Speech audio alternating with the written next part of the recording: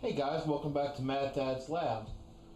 The last time we left this project, the tube swap with the U3000 was complete. The chassis was modified by changing resistors in the vertical circuit to tweak the gain to match the U3000 CRT yoke.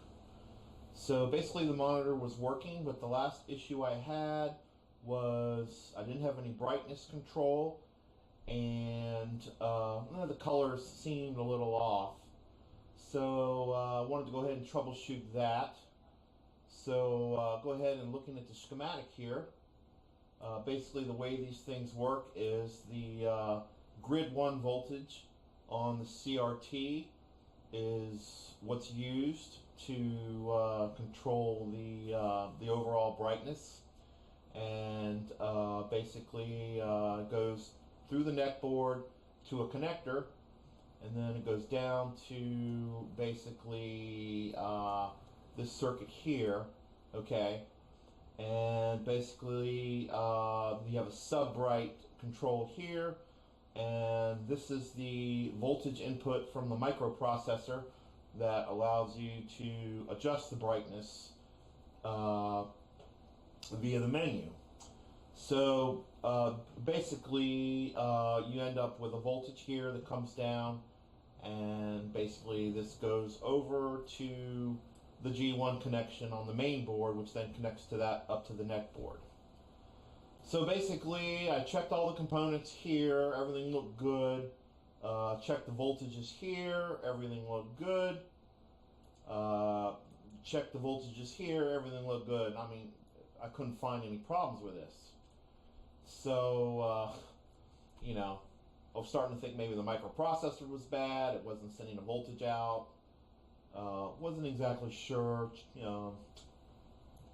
But anyways, sometimes you go through a lot of trouble and you overlook the obvious. And basically this problem was something I probably should have caught earlier. But anyways, I will show you what the problem was, and let me go ahead and turn that off. And basically looking at the cable that goes up to the neck board here, and let me go ahead and remove it.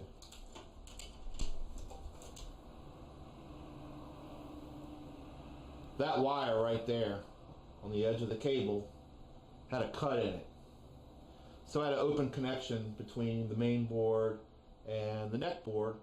That's the G1 voltage that controls the brightness. So it was really quite simple. And I bought this chassis on eBay. I don't know if it came that way, or this thing's been tossed around, and these cables get nicked up. There's sharp edges on these things, and so it's always a good idea to kind of do a good look over on all your cabling, because it causes annoying problems like this that you don't think it's that's going to be the issue, and it ends up being something that's obvious. So anyways, I'm going to hook all this back up, and we'll do a final test and see how it came out. All right, be right back.